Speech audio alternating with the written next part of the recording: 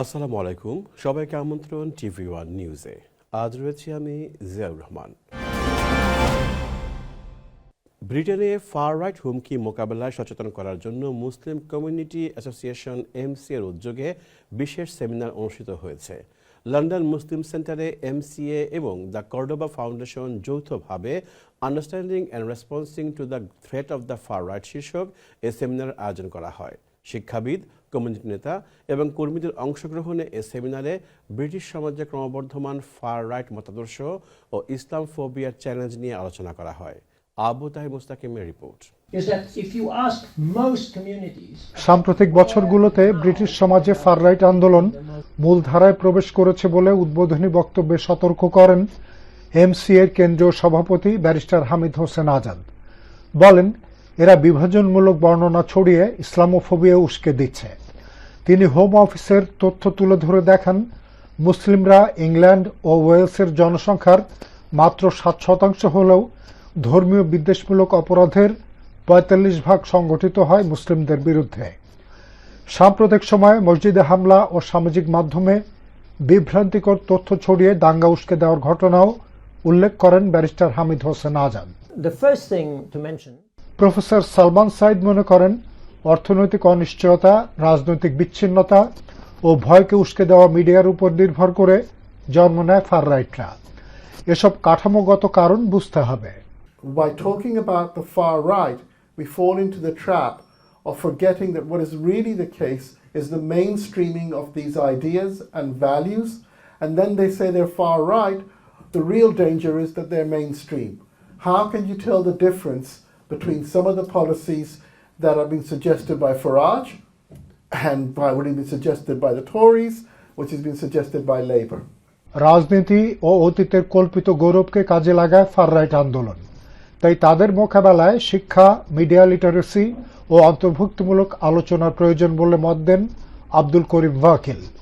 Is that if you ask most communities about where and how they are affected in the most obvious way, which is the way in which when we travel through airports, when we go into schools, when we manifest particular forms of Muslimness, when our faith becomes more present, we become the targets of surveillance, of control, of particular forms of state incursion. So we call this, as you all know, the policy of prevent and counter terrorism, and the way that it has created certain perceptions of Muslims. Cordoba ফাউন্ডেশনের doctor Abdullah ফালিক বলেন, fur রাইটরা শুধু মুসলিমদের সমস্যা নয়, গোটা সমাজের জন্য challenge. এই চ্যালেঞ্জ মোকাবেলায় দরকার বহুমাত্রিক কৌশল, দরকার সঠিক তথ্য, শক্তিশালী নেতৃত্ব এবং ক্ষতিগ্রস্ত কমিউনিটির জন্য সহায়তা। We had to witness in Cyprian school, in secondary school where I used to go, the head teacher was racist. He would not allow us to wear the hat, the Islamic hat for prayers. Okay? The following day, we decided that we will give every student in the school hats to wear. And everyone did the following day. That led to a riot in the school. Eventually, the head teacher got kicked out. MCA নির্বাহী পরিচালক দেলোয়ার হোসেন খান বলেন, নীরবতা কোনো সমাধান নয়। কমিউনিটিকে সংলাপ, সচেতনতা ও ঘৃণার বিরুদ্ধে নেতৃত্ব দেওয়ার আহ্বান জানান তিনি। এমসিএর মহাসচিব নুরুল মতিন চৌধুরী তার সমাপনী বক্তব্যে বলেন, আলোচনায় প্রমাণিত হয়েছে সচেতনতা বৃদ্ধি এবং সহযোগিতার মাধ্যমে নিরাপদ ও অন্তর্ভুক্তিমূলক সমাজ গড়ে ফার রাইটদের বিরুদ্ধে প্রাথমিক, আইনসম্মত ও প্রতিরোধমূলক পদক্ষেপ নেওয়া জরুরি। Abu Tahir Mustakim, TV one news desk. Then we don't start from the extreme right. পূর্ব লন্ডনের স্থানীয় একটি হলে 2 নম্বর সাদেপুর ইউনিয়ন জাতীয়তাবাদী অনুসারী ইউকের উদ্যোগে বাংলাদেশের সংসদ নির্বাচনে সিলেট 2 আসনে বিএনপির প্রার্থী তাসিয়া রুশদি লুনার সমর্থনে এক মতবিনিময় সভা অনুষ্ঠিত হয়েছে। মোহাম্মদ রুহেল আলীর সভাপতিত্বে সভায় বক্তব্য রাখেন জিয়াউল হক বেলাল, সুন্দর আলী, বাবলা আহমেদ লেবু, এস.এম. ওমর আলী, এম. মঞ্জুর হোসেন, বাবুল আহমেদ ও মাসুক আলী সহ আরও অনেকে। সবশেষে গুম হয়ে যাওয়া এম. ইলিয়াস আলীর জন্য বিশেষ দোয়া করা হয়। বিগত 17 বছর বিএনপি ক্ষমতা আইতে পারছে না। ইলিয়াস আলবাড়ি ভাই, শহীদ অভিনেতা আসমিনা ম্যাডাম এই বিশ্বনাথ হুসাইনগর নেতৃত্ব দিচ্ছেন। আমরা কোনো নেতাও পাইছি না, নেত্রী পাইছি না এই 17 বছর। একমাত্র আমরা নেত্রী পাইছি যেমন তাসনিয়া ম্যাডাম, তার নেতৃত্বে আজকে আমরা চাইলাম দেশও যারা আছেন ভাই, আমরা ফ্যামিলি যারা আছেন সবরে হইতাম বুঝবার লাগে আমরা ম্যাডামের কাছ থেকে আরো বেশি কাম চাইলাম বিশেষ করে সাদীপ ইউনিয়ন। আমরা সাদীপ ইউনিয়ন অবহেলিত এলাকা, আমরা চাইমু বিশেষ করে সাদীপ ইউনিয়ন কাজ নিয়ে করা যায়।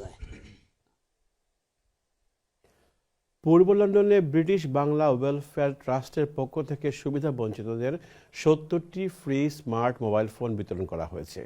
গুড থিং ফাউন্ডেশন ও ন্যাশনাল ডাটা ব্যাংকের সহযোগিতায় এই ফোন বিতরণ করা হয়। খসরুজ্জামান খসরু সভাপতিত্বে অনুষ্ঠানে বিশেষ অতিথি ছিলেন কাউন্সিলর সাবিহা কামালি, সাংবাদিক KM আবু তাহের চৌধুরী ও কমিউনিটি সংগঠক আলহাজ তৈমুস আলী। সভায় অতিথিবৃন্দ ব্রিটিশ বাংলা ওয়েলফেয়ার ট্রাস্টের এই কার্যক্রমের ভূয়সী প্রশংসা করেন এবং আগামী দিনে সমাজসেবামূলক কাজ অব্যাহত রাখার আহ্বান জানান। সংস্থার সভাপতি খসরুজ্জামান খসরু উপস্থিত সকলকে ধন্যবাদ জানান এবং সহযোগিতা কামনা করেন। বাংলাদেশের মহান বিজয় দিবস এবং স্কটল্যান্ডে বাংলাদেশের নবনিযুক্ত honorary consul doctor Walid Tasar উদ্দিনের গৌরবময় অর্জন উপলক্ষে এক আলোচনা ও সম্মাননা অনুষ্ঠান লন্ডনের হাউস অফ লর্ডসের কমিউনিটি রুম 1-এ অনুষ্ঠিত হয়েছে। অনুষ্ঠানের আয়োজক ছিলেন লর্ড রামি রেঞ্জার ও কো-হোস্ট হিসেবে দায়িত্ব পালন করেন business leader councillor Naz Islam. বিশেষ অতিথি ছিলেন হাউস অব লর্ডসের সদস্য baroness Pola Uddin, Mike Reader MP, Afsana Begum MP এবং ব্রিটিশ আর্মির প্রতিনিধি অশোক কুমার।